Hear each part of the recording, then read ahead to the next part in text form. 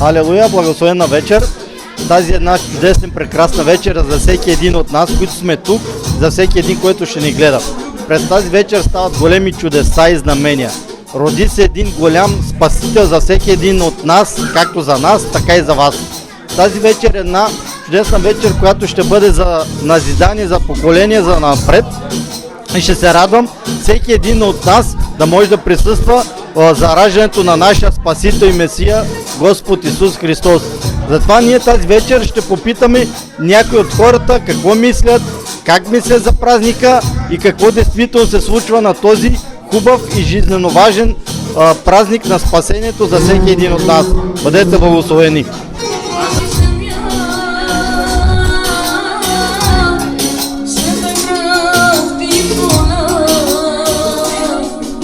Папи, искам да попитам, това е една хубава благословена вечер. Какво мислиш за празника на нашия Господ Исус Христос? Кажи нещо. Благославям всеки, който гледа този клип. Мисля, че този празник е един от най-важните празници, които празнуваме в живота, защото нашия Бог се е родил. Защото ако той не се беше родил, нямаше как да изкупиме грехът ни. Затова трябва да се благодариме за този празник и да го празнуваме. Искам да попитам един дякон, когото аз много уважавам и почитам. Той е дякон в църква Синай Виргес. Дякон Вергил, какво мислиш за този чудесен и прекрасен празник на нашия Господ Исус Христос, за раждането на Месията? Господ да ви благослови и радвам се, че може да бъдем заедно в присъствието на нашия Господ. Това е един велик празник за нас, християните, Рождество Христово. И много пъти се задава въпроса, кое е по-важно, Рождество Христово или Възкресение? Ако нямаше раждане, то нямаше да има и Възкресение. От друга страна пък, ако нямаше Възкресение, Библията ни казва, апостол Павел казва, че празна е нашата вяра, ако не вярваме във Възкресението. Така че тази вечер ние сме очаквани. Господ да се роди във всички наши сърца. Господ да ви благослови. Ела по мене, следваме. Тук сме преди на хубав и благословен брат, който ще попитаме какво означава за него Рождество Христово и идването за Месията. Кажи нещо, две думи да... Първо бъдете благословени. За мен Рождество Христово е нещо, което е много важно и традиционно. В нашата църква го празнуваме от много години, повече от 30 години. И ние сме толкова благословени, църква Синай, както и в България, така и в Германия сме толкова благословени, когато идват тези хубави и добри празници. Бъдете благословени всички приятели в Господа. Амин. Бъди благословен с дома ти, братчето ми. Здравей. Сега сме тук при един, ние го наричаме брат, учител, проповедник и така. От него има какво да разбереме, какво да научиме. Той през живота си чете много книги, много се обучава. Искам и него да попитаме какво мисли за идването на Месията, как се празнува празника и какво мисли той за това, какво мнение има той. Брат Богомил, заповядай, кажи ни нещо. Ами аз дълбоко вярвам, че Рождество е именно това, че Христос дойде, за да спаси грешниците. Самия Бог се въплати в плът.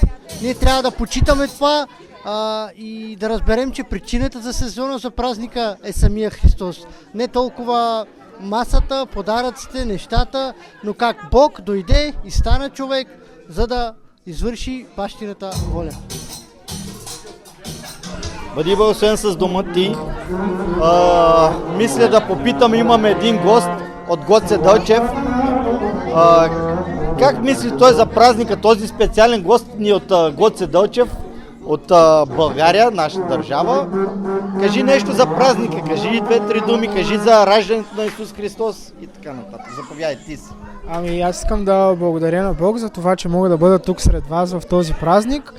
И да кажа, че наистина няма по-добро нещо от това Христос да се роди в сърцата ни и пожелавам на всеки един от нас наистина да приеме Господ истински в сърцето си, ако има такива, които не са го срещнали. и да ни благослови. Амин.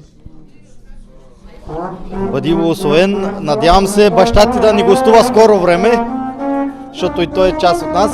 Сега искам да премина към... чакай да бъда в профил. Искам да премина към женската аудитория. Да попитаме нашите сестрички какво мислят за празника, за този чудесен, прекрасен празник, който очакваме. Това е един символистичен, така направен макет в образ на идването на нашия Спасител и Господ Исус Христос.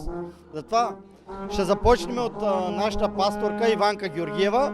Ще попитаме за раждането на Исус Христос, за раждането на Месията и за празника. Какво може да ни каже тя? Е с 2-3 думи, накратко.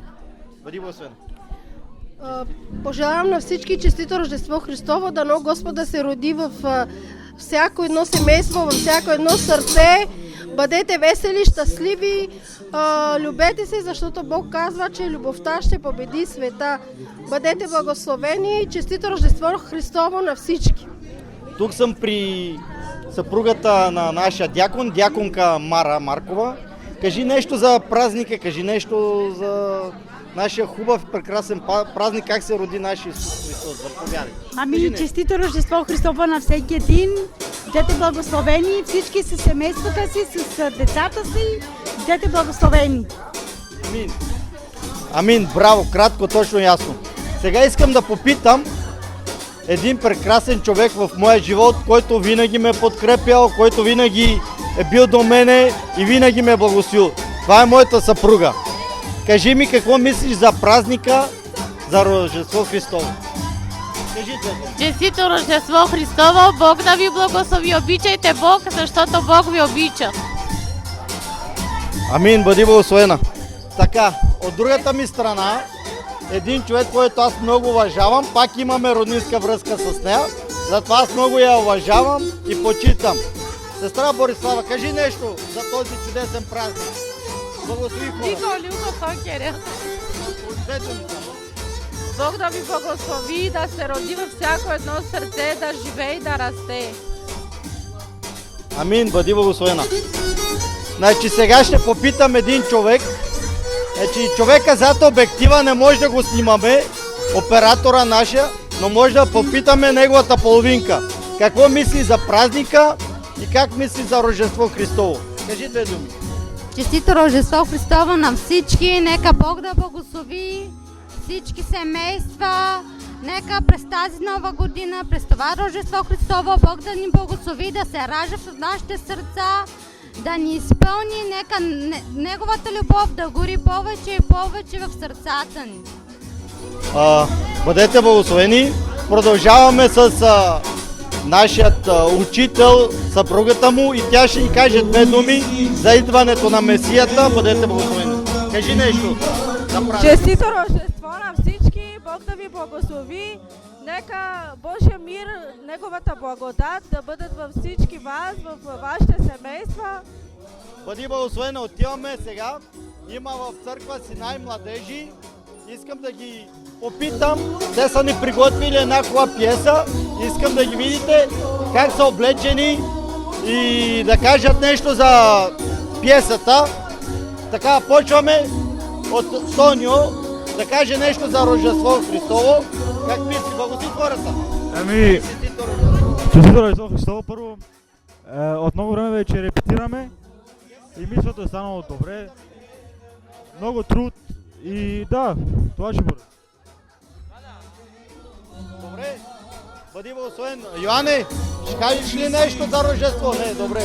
От тук имаме една младежка, която ще каже пак за Рождество Христово 2 думи. Аз искам да благодаря на Бог за всичко и се радвам, че съм тук, за да мога... Радвам се, че съм тук, за да виждам всичките си брати и сестри в Бога и ме радва също присъствието на Бог. Амин.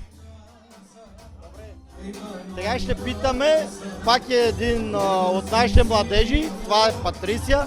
Кажи нещо. Бъдете благословени, пожелавам ви Бог да се роди във вашите сърца. Бъдете благословени. Може да попитаме, ако искате още някои хора. Ако не, искам да попитам За празника един специален човек, това е нашия пастор Йоло Георгиев. Ще го питаме за един специален празник. Това е раждането на Месията. И той ще ни каже малко повече за този празник. Пастор Георгиев, ела тука. Искам да ни кажеш за празника. Какво мислиш? Какъв е този празник и защо го честваме?